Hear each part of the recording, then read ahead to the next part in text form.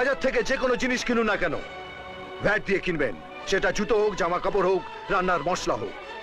1000 টাকার জিনিস কিনলে 4% ভ্যাট মানে 40 টাকা দিতে হয়।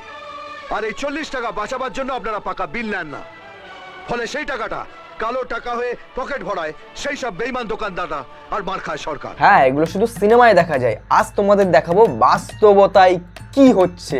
হ্যাঁ, তো চলো আজকের ভিডিওটা শুরু করা যাক। Hey guys, welcome back to my channel. This is Srijit and new another video. বরানগরটা একটা গামলার মতো।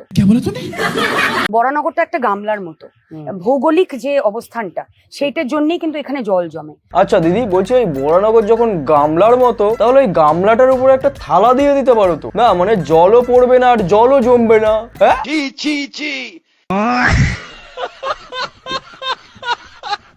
না এই প্রথম শুনলাম কোনো এলাকা গামলার মতো যার নাম বরানগর। বরানগরবাসী দেখো, তোমরা একটা গামলার মধ্যে থাকো, তোমরা একটা গামলার মধ্যে থাকো যার উপরে একটা থালা দিয়ে দিলে আর জল জমবে না, আর জল জমবেই না। আমি গত 1.5 বছরে রাজ্য সরকারের কাছ থেকে, স্টেট ফান্ড থেকে আমি 7 কোটি টাকার ফান্ড এনেছি, যেটা দিয়ে সারা বরানগর জুড়ে রাস্তা হয়েছে। 7 কোটি টাকা নিয়ে এসছে, কিন্তু রাস্তা ঠিক হয়নি। এটাই দুনিয়ার নিয়ম। যখন বামফ্রন্ট সরকাররা ছিলেন তখন এখানে একবার জল জমলে 5 দিন জল নামতো না। আর এখন তো তাহলে সঙ্গে সঙ্গেই জল নেমে যায়, কি তাই তো? হ্যাঁ, এখন 1-2 ঘন্টা জল থাকে। তোমরাও কনফিউশন যে কি করে তাড়াতাড়ি জল নেমে যায়, এই 3-4 ঘন্টার মধ্যে কি করে তাড়াতাড়ি জল কমে যায়। তার কারণ দিদি উপরে একটা থালা রেখে দিয়েছে, সেটা দিয়ে আর জল পড়ে না, তার জন্যই তাড়াতাড়ি জল চলে যায়। আগামী দিনে সেই 1-2 ঘন্টাও জলটা যাতে না জমে সেই ব্যবস্থাটা করা। হ্যাঁ, সেই ব্যবস্থা তো আমি বলে দিলাম যে বরানগর যখন একটা গামলার মতো, তাহলে ওর উপরে একটা থালা দিয়ে দাও, তাহলে আর জল জমবেই না। কারণ জল না পড়লে জল জমবে কি করে? জেতার পর আর আসনি কেন? ভোট চাইতে গিয়ে বিপাকে সায়ন্তিকা বন্দ্যোপাধ্যায়। হ্যাঁ, ঠাকুমারও ভুল হয়েছে। ঠাকুমা হয়তো জানে না বরানগর একটা গামলার মতো শহরে, মানে এলাকায় থালা দিয়ে দিয়েছে যাতে আর জল না জমে। তাহলে আর দেখার দরকার কি? আর উনি আসবে বা কেন? কারণ থালাটা তো দিয়েই দিয়েছে। হ্যাঁ,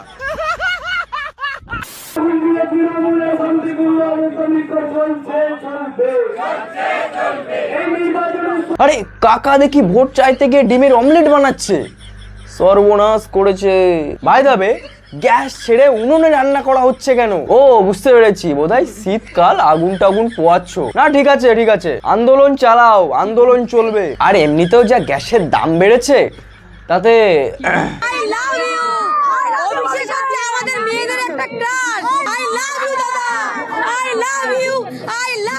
অভিষেক দাও ওই দিক থেকে আই লাভ ইউ টু বলছে।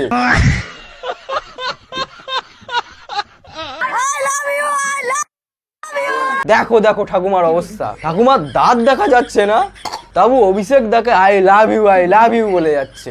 দেখো ঠাকুমা, পরে কিন্তু ঠেকাতে পারবে না। চাষিদের পাশে বিজেপি প্রার্থী দুধকুমার মণ্ডল। এই যে যা অবস্থা দেখছি, যারা ভোটে দাঁড়িয়েছে, এই যে যেমন চাষ দেখে দিচ্ছে, এই যে যেমন ধান ঝেড়ে দিচ্ছে, এই কি ঝাড়ছে, তেমনই ভোট নেওয়ার জন্য এ তার মুখে নিয়ে নেবে, এরকম একটা ব্যাপার।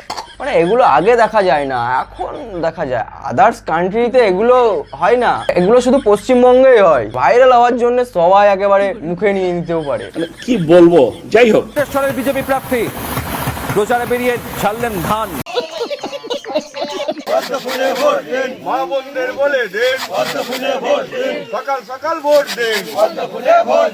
কাকা সামান্য প্রচার আমিও করে দিলাম। তা বলছি কাকা, এটার খুবই দরকার ছিল না? মানে একজনের বাড়ি গিয়ে গরুর ঘাস কেটে দিয়ে এটা কেমন ভাবে প্রচার হচ্ছে, আমিও ঠিক আমার এই যে প্রথম আমিও ভোট দেবো, তো আমিও বুঝতে পারছি না যে এটা কেমন ভাবে প্রচার হচ্ছে। নিজের ভোট নিজে দিন।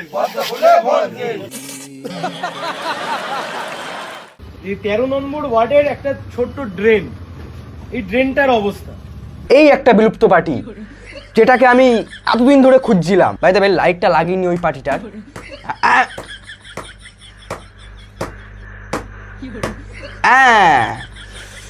এই একটা বিলুপ্ত পার্টি, লাইটটা চলে যাচ্ছে, ঠিক আছে, তাও ম্যানেজ করে নিও। এই একটা বিলুপ্ত পার্টি যে এই পার্টিটাকেও বদনাম করতে হবে, আবার এই পার্টিটাকেও বদনাম করতে হবে। মানে এদের মাথায় খুব হেডেক, যে টিএমসিকেও বদনাম করতে হবে, বিজেপিকেও বদনাম করতে হবে। খুব হেডেক এদের মাথায়। বাই দা বে, স্ক্রিপ্টে লেখা থাকে না? তোরা পারবি না, তোরা পারবি না।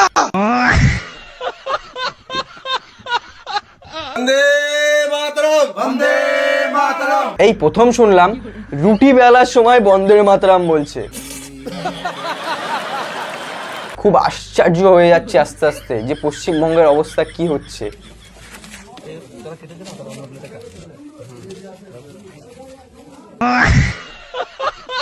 এতগুলো ক্লিপের মধ্যে আমার সবথেকে বেস্ট লেগেছে, আমার সবথেকে ভালো লেগেছে এই ক্লিপটা। আর কাকার মুখে তো দাঁড়িয়ে নেই, কাকা তো মাকুন্দ, কিন্তু হাসিটা আছে। দিদি তুমি আমাদের ভরসা, দিদির কাছে যত আবদার। সুন্দর একটা গান আমরা শুনলাম যেটায় কোনো কপিরাইট নেই। কাল সকাল সকাল গিয়ে ভোটটা দিয়ে আসবে।